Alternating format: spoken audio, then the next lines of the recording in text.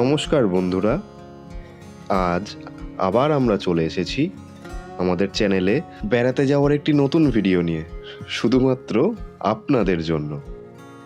আজ আপনাদের নিয়ে যাব আবার একটি মানুষ ভ্রমণে, শহরের কোলাহল থেকে অনেক দূরে, যেখানে সময় অনেকটা থমকে গেছে। ল্যাপটপের স্ক্রিন আর ব্যস্ত জীবনকে ছুটি দিয়ে নিয়ে যাব আপনাদের প্রকৃতির কোলে। এখানকার বাতাস, মানুষ আর এই পরিবেশ সব কিছুতেই যেন একটা আলাদা প্রশান্তি রয়েছে। এই ভিডিওতে আমি আপনাদের সেই অনুভূতির সাথেই পরিচয় করিয়ে দেব। তাহলে শুরু করা যাক।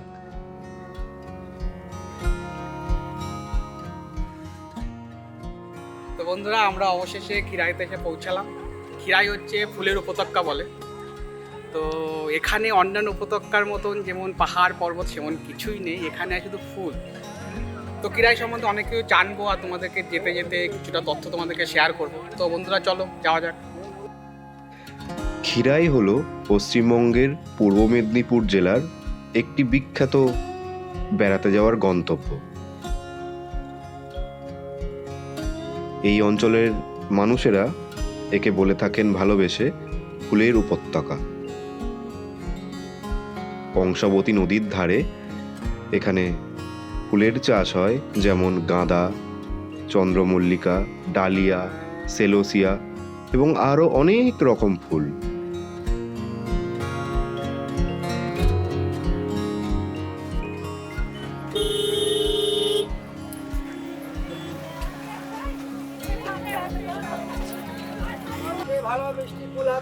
তো বন্ধুরা, যে গাড়িগুলো দেখতে পাচ্ছ, এই গাড়িগুলো তোমার খিরাইতে যেতে ওই 20 টাকা করে নেয়। তো আমরা গাড়িতে যাব না, কারণ আমরা একটু রাস্তার উপভোগ করতে চাই।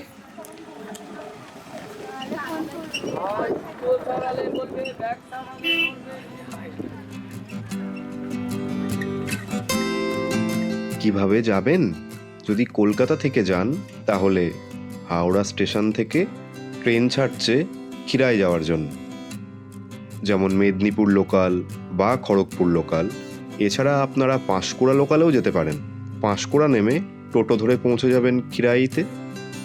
ট্রেনে সময় লাগে প্রায় 2 ঘন্টা মতো, আর যদি সড়ক পথে যান তাহলে সময় লাগে 2.5 থেকে 3 ঘন্টা।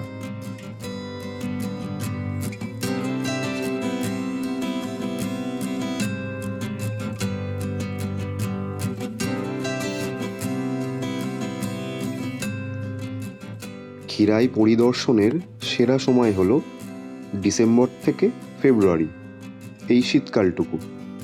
এই সময় গেলে দেখতে পাবেন একটার পর একটা বিছিয়ে থাকা ফুলের বাগিচা।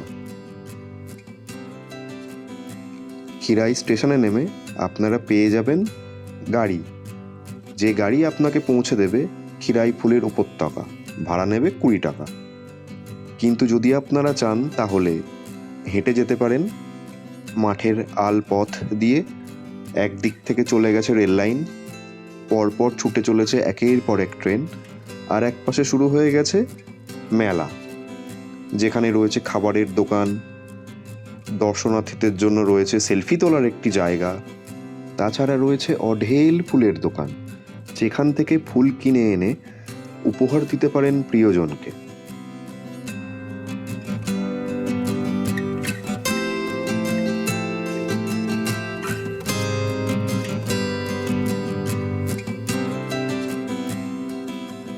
সারা বছরের ব্যস্ততার মাঝেও যদি পান ছোট্ট একটি দিনের ছুটি, তাহলে সারাদিনের জন্য ঘুরে আসতে পারেন খিরাই।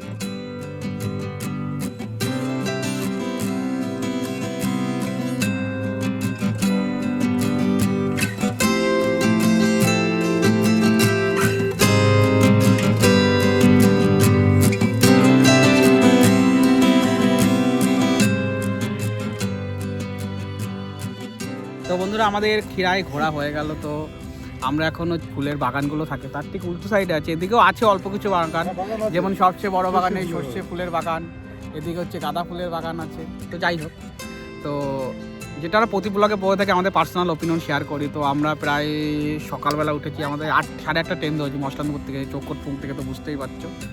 কিন্তু আসার পর যেটা রিয়েলাইজ হলো, এই খাটনিটাই মনে হয় পুরো বৃথা গেল, মানে আমরা এখানে স্যাটিসফাইড নয়।